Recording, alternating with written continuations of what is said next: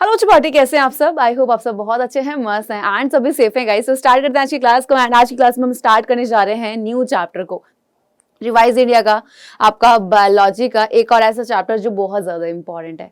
आपको पता है कि मैं जितने भी चैप्टर्स करा रही हूँ मैंने डिटेल में पढ़ाया है, क्वेश्चन प्रैक्टिस कराई है, लेकिन अभी हमारी आखिरी जंग विभाग है जिसमें हम बहुत ही सारे क्वेश्चन की प्रैक्टिस, मैराथन एंड ऑल बहुत सारी चीजें गाइस हम लोग करेंगे। मैंने आपको जितनी भी चीजें पढ़ाई हैं बहुत ही एक सिंपल लैंग्वेज में करके एक स्टोरी की फॉर्म में पढ़ाई है। आपको बिल्कुल भी प्रॉब्लम नहीं आई है ना। बायोलॉजी सब बच्चों के लिए बहुत ईजी बन गई, साथ साथ केमिस्ट्री भी। हिंदी के लिए डरने की बात नहीं है।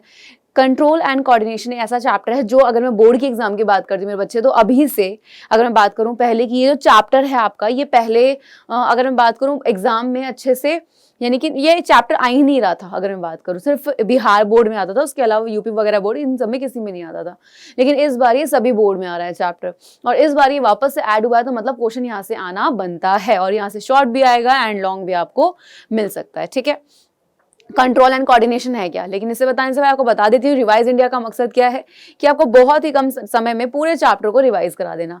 ठीक है, तो मैं आपको वही बहुत ही सिंपल तरीके से रिवाइज करा देती हूँ।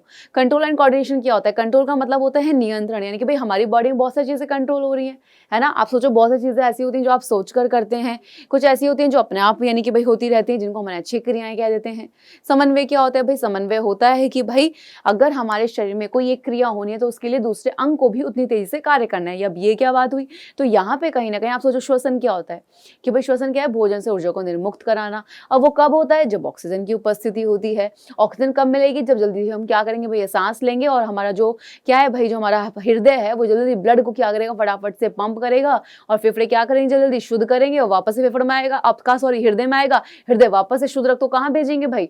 आपके अंगों में, है ना। तो कहीं ना कहीं कहने का मतलब क्या है कि अगर हम बात करें, कहने का मतलब ये है कि भाई अगर एक क्रिया को होना है, फॉर एग्जाम्पल वो हमारी श्वसन थी, एंड इसके लिए हमें चाहिए O2। O2 हम कैसे जाएगी भाई? हमारा शुद्ध रक्त होता है शुद्ध, तो हमारा हृदय क्या करता है भाई? रक्त को पंप करता है। ठीक है, रक्त को पंप करेगा, अशुद्ध रक्त आएगा पूरे शरीर से इसके दाएं लिंब में, दाएं लिंब से दाएं नीले में जाता है, वहां से फिर जाता है फेफड़ों के पास। फेफड़े क्या करेंगे? रक्त को शुद्ध करेंगे और वापस भेज देंगे इसके बाद रक्त को शुद्ध करके हृदय में। तो कहीं ना कहीं भाई अगर इस क्रिया को ना, तो इनको भी उतनी तेजी से काम करना पड़ेगा। तो यही क्रियाएं हमारी बॉडी में होती हैं। अब यहाँ पे अगर हम बात करें हमारी बॉडी में बेटा दो तंत्र हैं जो कंट्रोल करते हैं, एक होता है तंत्रिका तंत्र, एक होता है आपका अंतःस्रावी तंत्र। तंत्रिका तंत्र जो होता है बेसिकली, अभी तो आपके सिलेबस में फिलहाल इतना ही है, लेकिन आप जब 11th में जाएंगे तो आपको पूरा चैप्टर ये डिटेल में आएगा, एंड बहुत सारी चीजें डिटेल में आएंगी जो आपने नहीं पढ़ी हैं। ठीक है, तो बेटा अगर मैं आपसे बात कर लेती हूँ कि आपका केंद्रीय तंत्रिका तंत्र और परिधीय क्या है, तो देखो केंद्रीय आपका होता है सेंट्रल नर्वस सिस्टम, एंड परिधीय होता है पेरिफेरल नर्वस सिस्टम। मानव तंत्रिका तंत्र आपका दो तरीके से है। केंद्रीय तंत्रिका तंत्र के अंतर्गत आता है आपका मेरुरज्जु, और आपका यहाँ पे अगर हम बात करें मस्तिष्क, दो ही है। तो मस्तिष्क से क्या होती है बेटा? कुछ कपाल तंत्रिकाएं निकलती हैं, वो हमारी कपाल तंत्रिका कहलाती है, और मेरु रज्जु से कुछ और तंत्रिकाएं निकलती हैं जो हमारी मेरु तंत्रिकाएं कहलाती हैं, और वो दोनों मिलकर बनाती हैं परिधीय को। अब यहाँ पे अगर हम बात करें प्राणियों में कैसे है, तो भाई मैंने बता दिया बेटा, दो ही तंत्र हैं, एक तंत्रिका तंत्र है और एक अंतःस्रावी तंत्र है, जिसमें सबसे पहले हम देखेंगे इस मानव तंत्रिका तंत्र को। भाई किससे मिलकर बना है? तो भाई हमारा जो मानव तंत्रिका तंत्र होता है, किससे भाई? आपका तंत्रिका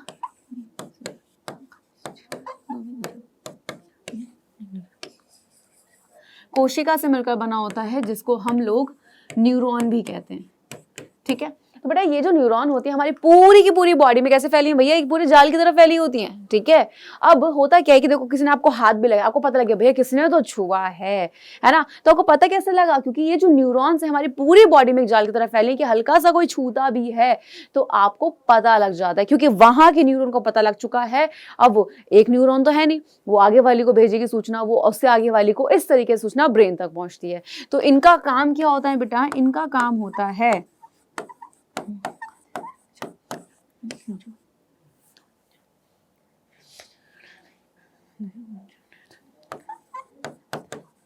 सूचनाओं का पता लगाना। ठीक है, अब सूचनाओं का पता लगा ले, लेकिन भाई पता तो लगा ले, लेकिन कहाँ भेजेगी? मस्तिष्क में भी तो भेजेगी। तो हम ये भी कह सकते हैं कि भैया क्या करती है? सूचनाओं को कहाँ भेजती है? सीधा आपके मस्तिष्क तक भेजती है। ठीक है, तो सूचनाओं को मस्तिष्क तक भेजने का बेटा काम किसका हो गया है? किसका काम है बेटा? तो भाई वो है हमारे तंत्रिका कोशिका का। तो तंत्रिका कोशिका क्या है भाई? हमारी पूरी की पूरी बॉडी में जाल की तरह फैली है, जिन जैसे कोई हमें छूता है हमें पता लग जाता है कि भाई हुआ क्या, यानी कि सूचना आई, पता लग गया क्या हो रहा है, वही सूचना को क्या करते हैं ब्रेन तक भेज देते हैं। फिर ब्रेन हमारा काम क्या करता है बेटा? चीजों को सोचने का काम करता है। अब इसके लिए होता क्या है कि हमारे शरीर में कुछ अंग पाए जाते हैं जो बेसिकली क्या करते हैं बेटा, जिनको हम बोल देते हैं यहाँ पे, आपने सुना है संवेदी अंग। संवेदी अंग का मतलब ही क्या होता है? कुछ ना कुछ संवेदना को ग्रहण करना। जैसे यहाँ पे सबसे पहले दिया हुआ है बेटा आपका क्या, अगर मैं बात करूँ, ये कान दिया भाई। कान, अगर आपको किससे, कान से आपको क्या पता लगता है कि भाई किसने आपको आवाज दिया, आपको सुनाई दे रहा है, तो आपका सुनना और शरीर का संतुलन बनाना। जब आप 11वीं में जाएंगे तो आपके ना ओल्ड एनसीईआरटी अगर मैं बात करूँ तो ओल्ड एनसीईआरटी में पहले आप इन सबको पढ़ते थे, आंख को, कान को, ठीक है। लेकिन न्यू एनसीईआरटी में भी वो हटा दिया है, तो वहां पे इसको पढ़ते थे क्लास 11वीं में कि भाई इसका एक काम ये भी है कि शरीर के संतुलन बनाने का भी काम करता है, ठीक है। आंख की बात करें तो भैया आंख का काम क्या होता है भाई? देखना, यानी कि प्रकाश ग्राही है, काम क्या है भाई? देखना है। त्वचा की बात करते हैं बेटा, त्वचा क्या है? ताप ग्रह, आपको ठंड गर्मी इन सब का महसूस होता है, यानी कि भाई किसी ने छुआ, आपको स्पर्श का पता लग रहा है ना। नाक से किसका पता लगा बेटा? जो भी स्मेल यानी गंध का पता लगता है, और जीभ से आपको स्वाद का पता लगता है, ठीक है। अब जो तंत्रिका कोशिका बेटा, ये मोस्ट इंपॉर्टेंट क्वेश्चन है इस बार के लिए, 100% मिलेगा ये आपको एग्जाम में, और विद डायग्राम ही मिलेगा। याद रखना सारे नाम बहुत ज्यादा इंपॉर्टेंट है। ये वाला जो पार्ट आपका इसमें होता है,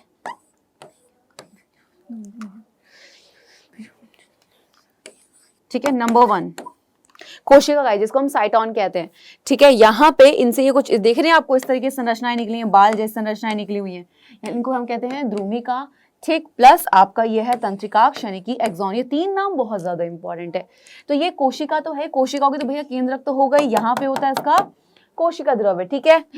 अब सबसे पहले सूचना जो आती है बेटा वो इन डेंड्रॉन डेंड्राइट्स के पास आती है। जैसे सूचना इसके पास आई, इसने इस साइटोन को दी, और साइटोन ने क्या किया भाई? सूचनाओं को विद्युत आवेग में बदल दिया, और सूचनाएं विद्युत आवेग के रूप में आगे बढ़ती हैं यहाँ से, और तंत्रिका के अंतिम सिरे से होते सीधा कहाँ पे? मस्तिष्क में भेज दी जाती हैं। लेकिन याद रखना कि कोई एक तंत्रिका कोशिका बेटा यहाँ नहीं होती है, बहुत सारी।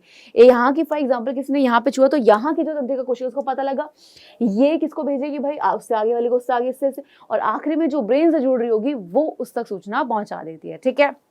नेक्स्ट आ जाता है ब्रेन भाई। मस्तिष्क का काम क्या होता है भाई? तो शरीर का क्या है बेटा? मुख्य समन्वय केंद्र, ठीक है, क्लियर है? क्या है? मुख्य समन्वय केंद्र है। एंड हमारा मस्तिष्क का क्या काम करता है बेटा? मस्तिष्क जो होता है क्या करता है बेसिकली? ये करता है सोचने का कार्य, ठीक। अब भाई तंत्रिका कोशिका ने क्या करा भाई? सूचनाओं को पता लगाया, सूचनाओं को मस्तिष्क तक भेज दिया, लेकिन ब्रेन क्या करेगा? अब ये काम करेगा सोचने का कि भैया आखिर यहाँ पे एक्शन क्या लेना है, ठीक है। चलिए अब यहाँ पे अगर हम देख लेते हैं बेटा, तो यहाँ पर अगर मैं आपसे बात कर लेती हूँ किसकी? मस्तिष्क की। तो मस्तिष्क से बेटा अगर मैं बात करूं, आपके 3 भाग होते हैं। नंबर 1 होता है अग्र मस्तिष्क,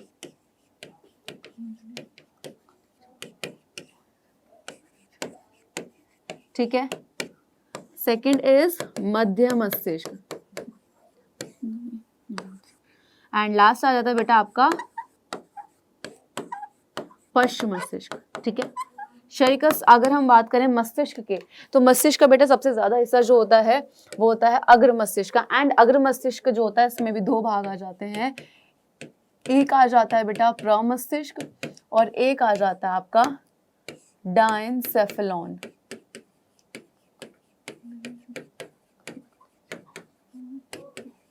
और इसी में आप पढ़ते हैं हाइपोथैलेमस को, ठीक। वैसे तो ये बहुत बड़ा सा है, इसके अलग अलग पार्ट्स बताने पड़ते हैं, आप फिलहाल इतना ही ध्यान रखेंगे, ठीक है। प्रमस्तिष्क जो होता है सबसे विकसित भाग होता है। आपको जो चीजें समझ आ रही हैं, आप जो सोच पा रहे हैं, आपको बहुत पुरानी बातें याद है ना, नए नए आइडियाज का आना, अलग अलग भाषाओं को सीखना, वो सब काम कौन कराता है? प्रमस्तिष्क कराता है। हाइपोथैलेमस क्या करता है? हमेशा कहता है ताप को नियंत्रण करता है, भूख को, प्यास का लगना, ये सब कौन कर रहा है? हमारा ये वाला भाग कर रहा है। मध्य मस्तिष्क क्या करता है बेटा? सुनने और देखने की प्रतिवर्ती क्रिया। किसको? सुनने व देखने की प्रतिवर्ती क्रिया, ठीक है, ठीक। अब ये क्या होता है? जैसे भाई किसने मुझे बोला कि अरे सुनो पूजा, किसने आवाज मारा? पूजा। मैंने ऐसे मुड़ के देखा, तो भाई आवाज तो उधर से, मैंने क्या किया? मैंने ऐसे देखा, है ना, तो मैंने क्या किया भैया? कोई उधर से क्रिया हुई, मैंने उसके प्रति अनुक्रिया दी। पश्च मस्तिष्क की बात कर लेते हैं। तो बेटा ये जो पश्च मस्तिष्क होता है,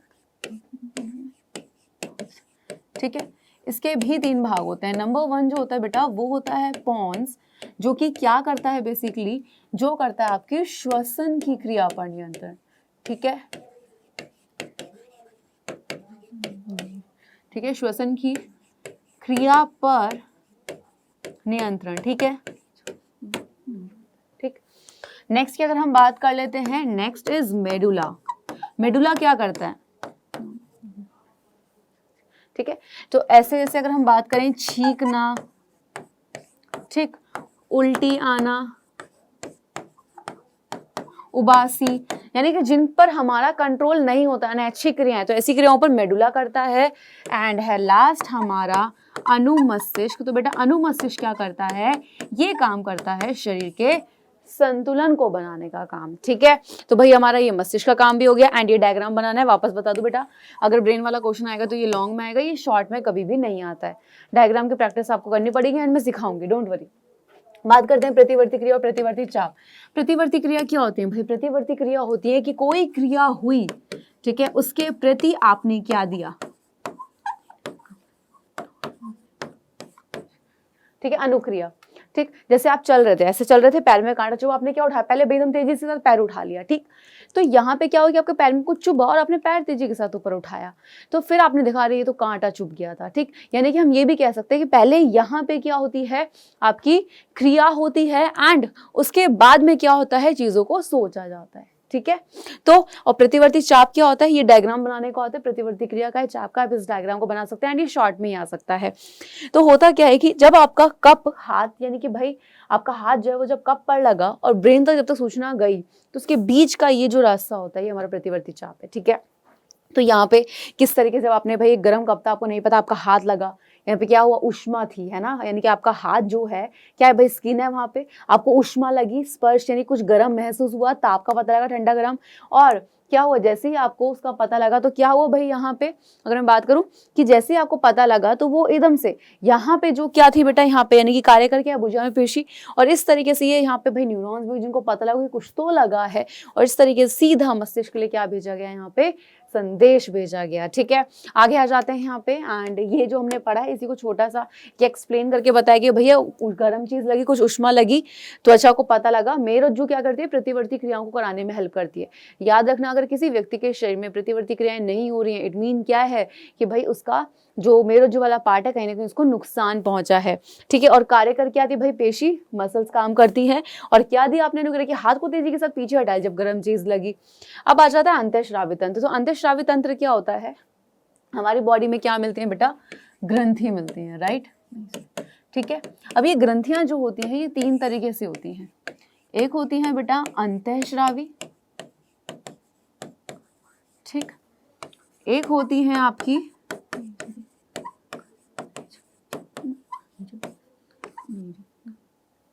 ठीक है बहिश्रावी, और एक होती है मिश्रित। ठीक, अंतःस्रावी ग्रंथि जिस पदार्थ को निकालती है बाहर उसको हम हार्मोन कह देते हैं। बहिश्रावी ग्रंथि जिस पदार्थ को बाहर निकालती हैं उसको हम एंजाइम कह देते हैं। मिश्रित ग्रंथि जो होती हैं ये हार्मोन को भी बाहर निकालती हैं और साथ ही साथ प्लस ये एंजाइम को ही बाहर निकालती हैं। ठीक है, तो ये काम होता है। हम क्या पढ़ते हैं, अंतःस्रावी ग्रंथि, बिकॉज बहिश्रावी ग्रंथि जो एंजाइम को बाहर निकालते हैं उनको हम नहीं पढ़ते इस चैप्टर में। और मिश्रित ग्रंथि, देखो सबसे पहले हम बात करें पीयूष ग्रंथि, जो कि हमारी कौन सी ग्रंथि है भाई, पीयूष ग्रंथि जो होती है वो हमारी मास्टर ग्रंथि होती है, राइट। पीयूष ग्रंथि क्या करती है, क्या किसी एक हार्मोन को निकाल रही है, नहीं भाई, वो बहुत सारे हार्मोन को निकाल रही है। वृद्धि हार्मोन हो गया आपका, ठीक है, आपका FSH हो गया, यानी कि फॉलिकल स्टिमुलेटिंग हार्मोन, जो आपका शुक्राणुजनन इन सब क्रियाओं को क्या करता है, कहीं ना कहीं भाई प्रेरित करता है। ठीक है, इसके अलावा आपका ऑक्सीटोसिन, वेसोप्रेसिन, ये सारे हार्मोन्स को निकाला है पिट्यूटरी ग्रंथि। ठीक, प्लस आपका नेक्स्ट आ जाता है अबडू, या जिसको हम थायराइड ग्रंथि कहते हैं। कौन से हार्मोन को निकालती है, थायरॉक्सिन हार्मोन को, जो कहीं ना कहीं किसी, यानी कि भाई जो थायरॉक्सिन हार्मोन होता है, याद रखना कि वो कहीं ना कहीं हमारे शरीर में बहुत ज़्यादा इंपॉर्टेंट है, क्योंकि कहीं ना कहीं वो हमारे जो शरीर होता है उसमें लाइक अगर हम बात करें कहीं ना कहीं वृद्धि में भी हेल्प कर देता है, ठीक है। प्लस अगर हम यहाँ पे देखें जो हमारी अवटु ग्रंथि है, याद रखना कि इस हार्मोन को बनने के लिए, किसको, थायरॉक्सिन हार्मोन, तो थायराइड ग्रंथि क्या करता है आपका, थायराइड ग्रंथि जो है वो जो ग्रंथि होती है बेसिकली आपकी क्या करती है, थायरॉक्सिन हार्मोन को बनाने के लिए उसको जरूरत होती है आयोडीन की। एंड अगर हमारे शरीर में आयोडीन की कमी हो जाती है तो क्या हो जाता है बेटा, आपका यहाँ पे ग्वाइटर यानी कि घेंगा रोग हो जाता है, ठीक है। वृद्धि हार्मोन जो कि आपका पीयूष ग्रंथि निकाल रही है, कहीं ना कहीं क्या करे भैया, वृद्धि में हेल्प कर रही है, ओके है। नेक्स्ट आ जाए एड्रेनलिन, तो भाई अधिवृक्क ग्रंथि जो कि वृक्क के ऊपरी हिस्से पर होती है। अग्नाशय बेटा इंसुलिन बनाती है, याद रखना अग्नाशय का अंतःस्रावी ग्रंथि वाला भाग जो होता है वो क्या करता है, आपके इंसुलिन हार्मोन को क्या करता है, बनाता है, ठीक है। चलिए आगे की बात करें यहाँ पे आपके, इसके अलावा बस आपको कुछ ही हार्मोन्स लिखने हैं, ज्यादा हार्मोन्स नहीं है, वो आपके 11वीं क्लास में आएंगे चैप्टर में। अभी सिर्फ आपको जो ग्रंथियां पढ़नी है मैं नाम बता देती हूँ कौन कौन सी, सिर्फ पीयूष ग्रंथि आपको पढ़नी है। पीयूष ग्रंथि के साथ आपको अवटु ग्रंथि यानी कि थायराइड ग्लैंड जो है, जो थायरॉक्सिन हार्मोन को बनाती है, अधिवृक्क ग्रंथि, ठीक है, प्लस आपका जो अग्नाशय ग्रंथि है, आप इन्हीं ग्रंथियों को पढ़ेंगे, ठीक है। नेक्स्ट बात करते हैं पादपों में समन्वय, तो बेटा पौधों में नियंत्रण एवं समन्वय यानी कि पादप हार्मोन की अगर हम बात कर लेते हैं तो देखो ये आप सबके डिटेल के लिए देखो 5 ही हार्मोन होते हैं, auxin, gibberellin, cytokinin, abscisic and आपका अगर हम बात करें इथाइलिन, ठीक है। ये 5 हैं, ये जो क्वेश्चन आते हैं शॉर्ट में भी आ जाता है, लॉन्ग में भी पूछ लेते हैं कभी कभी, तो यहाँ पर ये डिटेल में तो लिखे ही है, आपको एग्जाम में कैसे लिखना है, देखो एग्जाम में लिख कर आना तो आप इन सबको एज इट इज लिख देंगे तो आपका नंबर नहीं कटेगा कुछ भी, ठीक है। और इन शॉर्ट अगर मैं बात करूँ उनके कामों की, तो ऑक्सिन क्या करता है बेटा, तने में वृद्धि करता है। साथ साथ जिब्रेलिन की बात करते हैं तो बीजों के अंकुरण में सहायता करता है और तने की लंबाई में वृद्धि करता है। साइटोकाइनिन कोशिका विभाजन को प्रेरित करता है, इनके काम ही बहुत ज्यादा इंपॉर्टेंट है, ठीक है। एब्सिसिक अम्ल की बात करें तो भैया क्या कर रहा है बेटा, वो वृद्धि को रोक रहा है। और इथाइलिन क्या करता है, फलों को पकाता है, ठीक है। इस चैप्टर का बिल्कुल लास्ट टॉपिक पौधों में गतियां, यहाँ से लॉन्ग क्वेश्चन नहीं आता है, नहीं शॉर्ट आता है, ऑब्जेक्टिव आता है सिर्फ। गतियां क्या होती है भाई, 2 तरीके से होती हैं पौधे में गतियां, ठीक है। कुछ होती हैं वृद्धि पर निर्भर, ठीक है, कैसी होती हैं,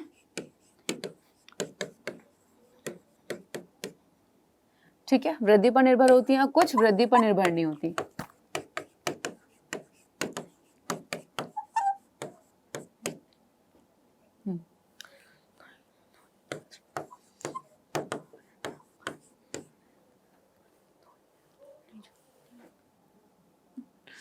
वृद्धि पर निर्भर नहीं होने वाली गति,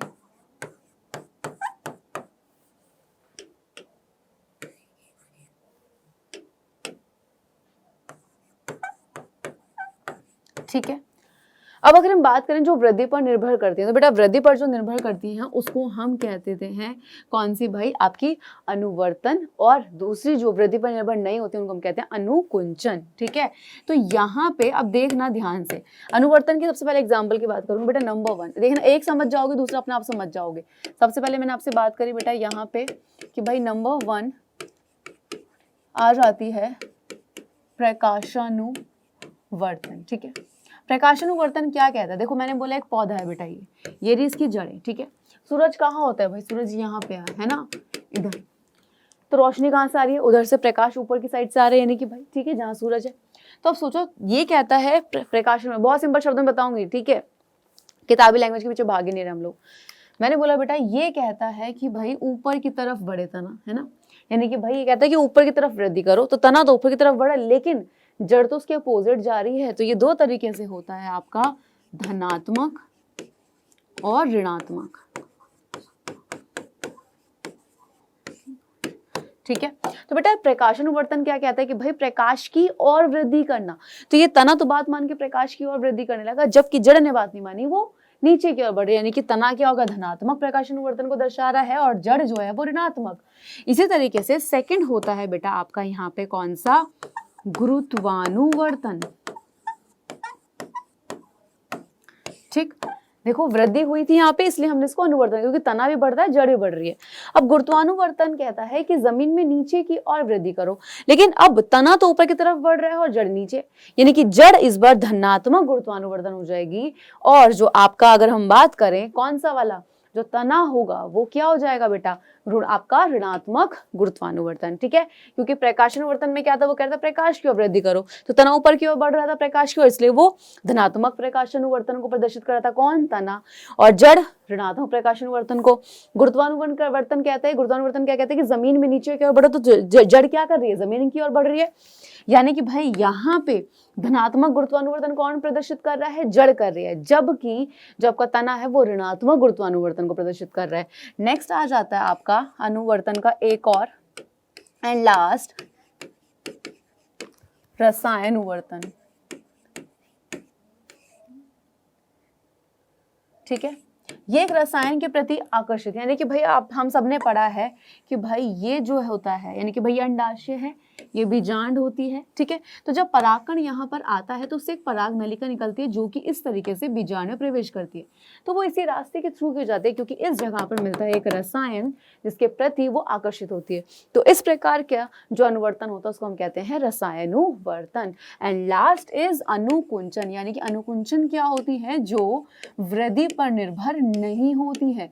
तो बेटा जो वृद्धि पर निर्भर नहीं होती है उसको हम लोग कह देते हैं अनुकुंचन। एंड अनुकुंचन जो है, इसमें अगर मैं सबसे पहले बात करूं, जैसे प्रकाशानुकुंचन आता है, ठीक, प्रकाशानुकुंचन, बेटा सूरजमुखी का फूल आप सबने देखा है, वो बढ़ता है, जैसे सूरज की रोशनी आती है वो फूल बस खिल जाते हैं, क्या उसने वृद्धि करी, नहीं, ठीक है। तो इस तरीके से। एंड नेक्स्ट इज स्पर्शानुकुंचन, इसका एग्जाम्पल एग्जाम में पूछा जाता है। एंड स्पर्शानुकुंचन का एग्जाम्पल होता है छुई मुई, आप हाथ लगाओ एकदम से मुड़ जाएगी, क्या वो बड़ी हुई उसकी पत्तियां, क्या छोटी हुई, नहीं, एकदम से अभी ऐसी खिल रही थी तो वो धीरे धीरे झुक सी जाती है, ठीक। तो इस प्रकार का दर्शाता है स्पर्शानुकुंचन कि भाई स्पर्श के प्रति क्या करा उसने, कुछ ना कुछ रिस्पॉन्स दिया, ठीक।